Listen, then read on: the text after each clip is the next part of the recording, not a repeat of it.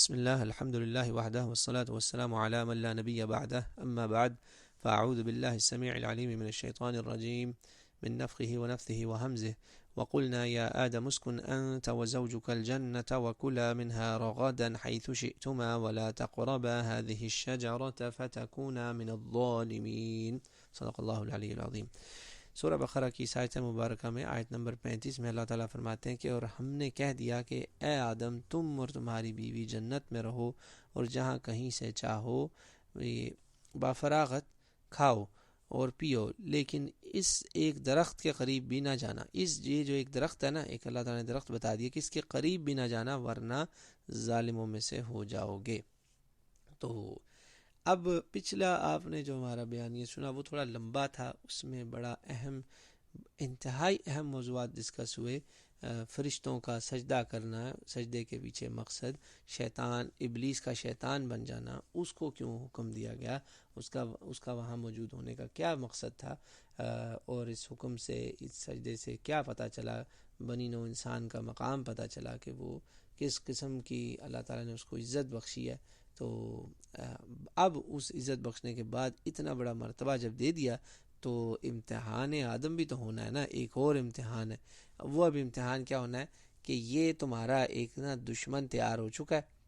یہ دیکھیں یہاں پہ اللہ تعالیٰ نے اصل میں ان کو یہاں وارننگ دے دی ہے کہ تمہاری یہ جو جنت ہے نا، یہاں پہ میں تمہیں بھیج رہا ہوں، تم اور تمہاری بیوی. یہاں زوج کون ہے؟ یہاں پہ اماں حوا ہیں، ان کا ذکر ہو رہا ہے کہ میں ان کو بھیج رہا ہوں تمہارے پاس.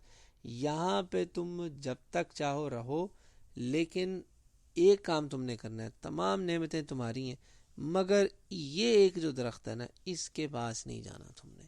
یہ بڑی ہی حکمت سے بھرپور آیت مبارکہ ہے، انتہائی توجہ طلب آیت مبارکہ ہے کہ اس میں اصل میں اللہ تعالیٰ نے آدم اور ان کی زوجہ حوا سلام اللہ علیہ کو، بلکہ علیہ السلام دونوں پر اللہ کی سلامتی ہو، ایک سمجھے ٹیسٹ روم میں بھیجا ہے. بالکل ایسے جیسے سمجھے ایک آدمی نئی گاڑی خریدنے جائے تو کوئی اس سے کہتا ہے بھائی تم نے، مثال دے رہا ہوں تاکہ ہمیں سمجھ میں آئے، وللہ المثل الاعلیٰ، اس کوئی تشبیہ نہیں ہے اللہ کے ساتھ، بس ہماری سمجھ کے لیے آسانی ہو جائے گی. تو آپ گاڑی خریدنے جاتے ہیں، کوئی پوچھتا ہے بھائی ڈرائیورز لائسنس ہے؟ تو آپ کہتے ہیں نہیں میرے پاس ڈرائیورز لائسنس جو ہے نا وہ میں نے ابھی لیا ہے، بالکل نیا نیا آیا ہے.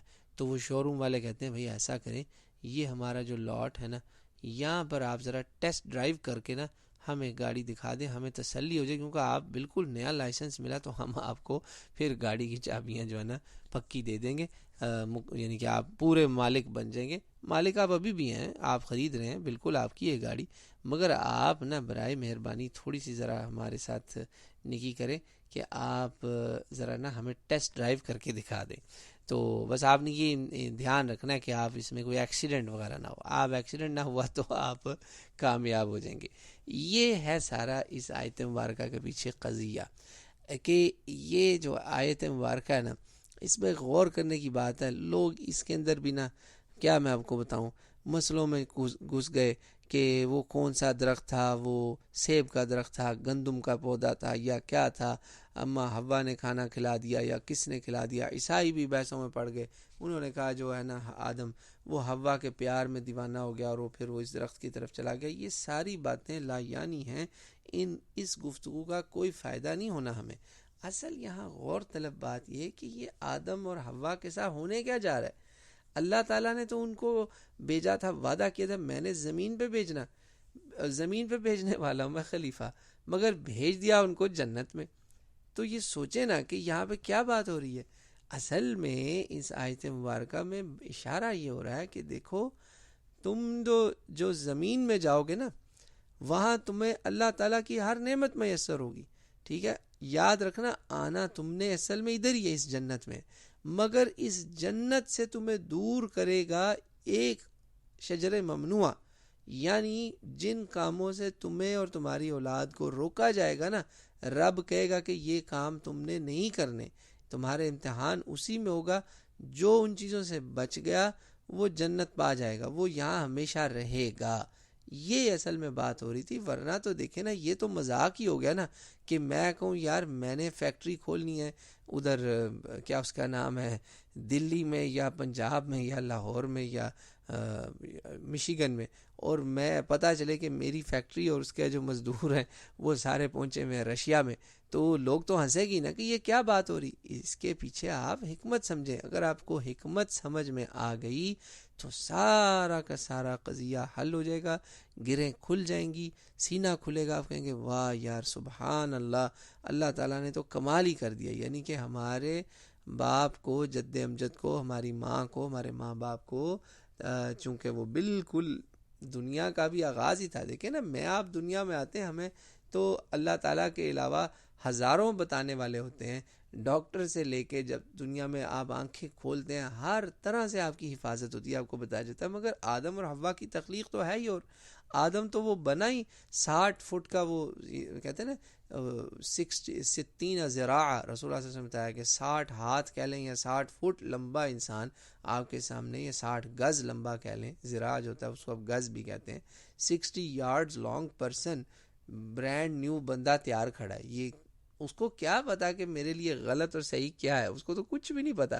تو اس میں تو بس اس کی ایمبیڈڈ نیچر ہے، اور تو کچھ بھی نہیں ہے. وہ ایمبیڈڈ نیچر غلط صحیح کی پہچان بتاتی ہے. تو اللہ تعالیٰ نے وہ اس کو اشارہ اب دے دیا کہ دیکھو اس جنت میں تم نے جو آنا ہے نا، بس شجر ممنوعہ سے دور رہنا، جو فوربیڈن ٹری ہے نا اس سے دور رہنا، ورنہ ظالموں میں ہو جاؤ گے.